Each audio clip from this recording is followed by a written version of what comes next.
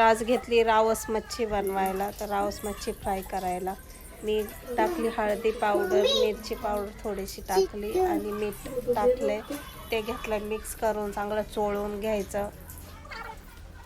अगदी प्रत्येक मच्छीला मीठ आणि हळदी पावडर सगळं लागलं पाहिजे असं चोळून घ्यायचं. नंतर घेतला एका प्लेटीत मी 2-3 चमचे रवा. रव्यात टाकले थोडी हळदी पावडर, मिरची पावडर आणि मीठ. पहिलं आपण मच्छीला पण चोळले, त्याच्यामुळं कमीच घ्यायचं, कारण नंतर त्याची टेस्ट नको बदलायला. तर मग ते मिक्स करून घेतलं रवा आणि मिरची पावडर आणि हळद मीठ.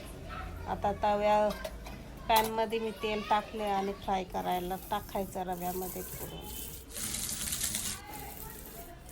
तर असे एक करून मी टाकले आणि पलटी मारली आणि